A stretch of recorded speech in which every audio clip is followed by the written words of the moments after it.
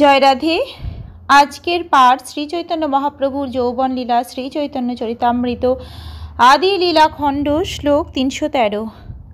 তাতে আদি লীলার করি পরিচ্ছেদ গণন, প্রথম পরিচ্ছেদে কইলু মঙ্গলাচরণ, দ্বিতীয় পরিচ্ছেদে চৈতন্য তত্ত্ব নিরূপণ, স্বয়ং ভগবান যেই ব্রজেন্দ্র নন্দন, তেহত চৈতন্য কৃষ্ণ শচীর নন্দন, তৃতীয় পরিচ্ছেদে জন্মের সামান্য কারণ, তহি মধ্যে প্রেমদান বিশেষ কারণ, যুগধর্ম কৃষ্ণ নাম প্রেম প্রচারণ, চতুর্থে কহিল জন্মের মূল প্রয়োজন, সমাধুর্য প্রেমানন্দ রস আস্বাদন, পঞ্চমে শ্রী নিত্যানন্দ তত্ত্ব নিরূপণ, নিত্যানন্দ হইলা রাম রোহিণী নন্দন। তাই আমি আদিলীলার পরিচ্ছেদগুলি পরপর উল্লেখ করব। প্রথম পরিচ্ছেদে আমি গুরুদেবকে প্রণতি নিবেদন করে মঙ্গলাচরণ করেছি। দ্বিতীয় পরিচ্ছেদে শ্রী চৈতন্য মহাপ্রভুর তত্ত্ব বিশ্লেষণ করা হয়েছে। তিনি হচ্ছেন স্বয়ং ভগবান ব্রজেন্দ্র নন্দন শ্রীকৃষ্ণ। শ্রীকৃষ্ণ চৈতন্য মহাপ্রভু, যিনি হচ্ছেন শ্রীকৃষ্ণ স্বয়ং, এখন তিনি সচিমাতার পুত্র রূপে আবির্ভূত হয়েছেন। তৃতীয় পরিচ্ছেদে তাঁর আবির্ভাবের সাধারণ কারণ বর্ণনা করা হয়েছে।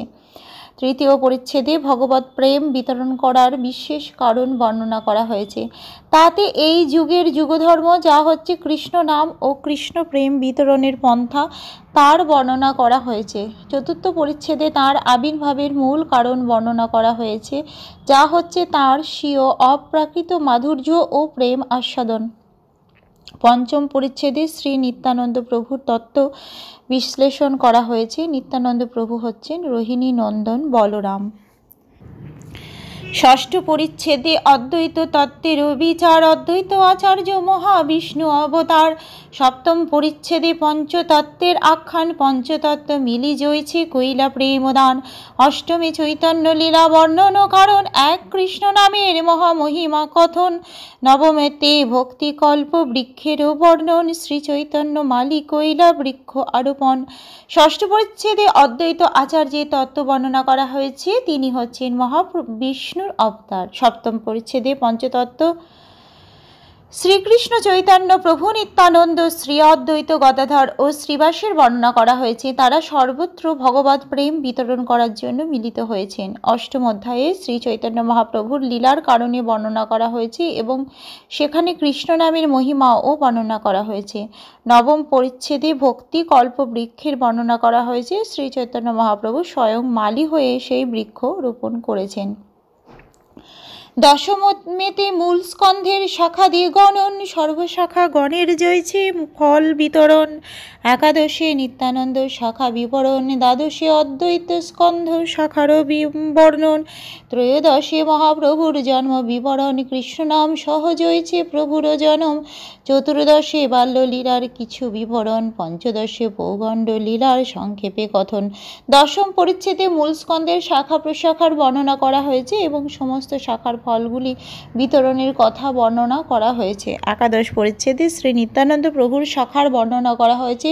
দ্বাদশ পরিচ্ছেদে অদ্বৈত স্কন্ধ শাখার বর্ণনা করা হয়েছে। ত্রয়োদশ পরিচ্ছেদে বর্ণনা করা হয়েছে কিভাবে কৃষ্ণ নাম সহ শ্রী চৈতন্য মহাপ্রভু জন্মগ্রহণ করেছিলেন। চতুর্দশ পরিচ্ছেদে মহাপ্রভুর বাল্যলীলার বর্ণনা করা হয়েছে। পঞ্চদশ পরিচ্ছেদে সংক্ষেপে মহাপ্রভুর পৌগণ্ড লীলা বর্ণনা করা হয়েছে। ষোড়শ পরিচ্ছেদে কৈশোর লীলারও উদ্দেশ্য, সপ্তদশে যৌবন লীলা কহিল বিশেষ। এই সপ্তদশ প্রকার আদি লীলার প্রবন্ধ। দ্বাদশ প্রবন্ধ তাতে গ্রন্থ মুখবন্ধ। পঞ্চ প্রবন্ধে পঞ্চরসের চরিত, সংক্ষেপে কহিল অতি না কইল বিস্তৃত।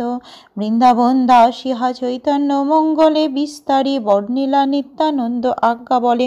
ষোড়শ পরিচ্ছেদে আমি কৈশোর লীলার বর্ণনা করেছি। সপ্তদশ পরিচ্ছেদে আমি বিশেষভাবে তাঁর যৌবন লীলার বর্ণনা করেছি। এই সপ্তদশ প্রকার আদি লীলার বিষয়, তার মধ্যে 12টি বিষয় হচ্ছে এই গ্রন্থের মুখবন্ধ। মুখবন্ধের পরের 5টি পরিচ্ছেদে 5টি বয়সের চরিত্র বর্ণনা করা হয়েছে। আমি বিস্তারিতভাবে বর্ণনা না করে সংক্ষেপে সেগুলি বর্ণনা করেছি। শ্রী নিত্যানন্দ প্রভুর আদেশ এবং তার শক্তিতে আবিষ্ট হয়ে শ্রী বৃন্দাবন দাস ঠাকুর তাঁর চৈতন্য মঙ্গল গ্রন্থে সেই সমস্ত বিষয় বিস্তারিতভাবে বর্ণনা করেছেন। শ্রীকৃষ্ণ চৈতন্য লীলা অদ্ভুত অনন্ত, ব্রহ্মা শিব শেষ যার নাহি পাই অন্ত। যে যেই অংশ কহে ও শুনে সেই ধন্য, অচিরে মিলিবে তারে শ্রীকৃষ্ণ চৈতন্য। শ্রীকৃষ্ণ চৈতন্য অদ্বৈত নিত্যানন্দ, শ্রীবাস গদাধর আদি যত ভক্তবৃন্দ। যত যত ভক্তগণ বৈশ্য বৃন্দাবনে, নম্র হইয়া শিরে ধর সবার চরণে।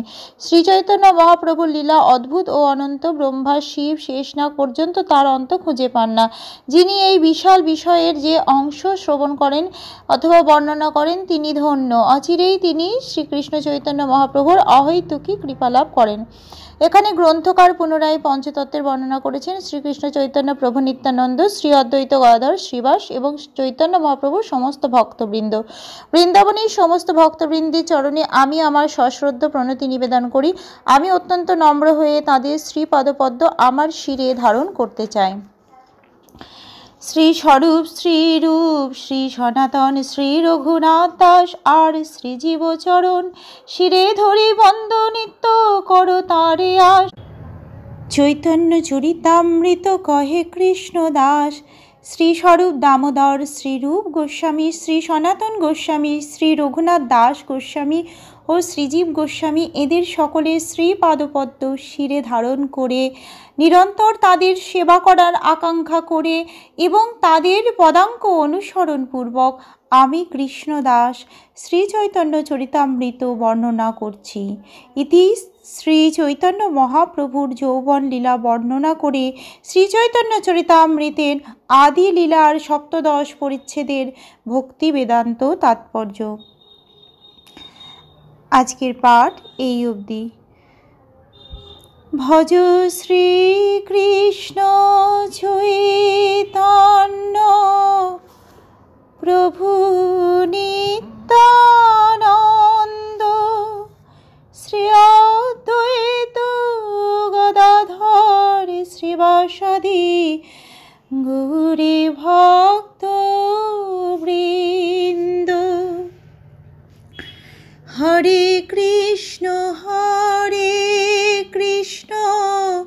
কৃষ্ণ কৃষ্ণ হরে হরে, হরে রাম রাম রাম রাম হরে হরে। জয় রাধে জয় রাধে, জয় রাধে জয় রাধে, জয় রাধে।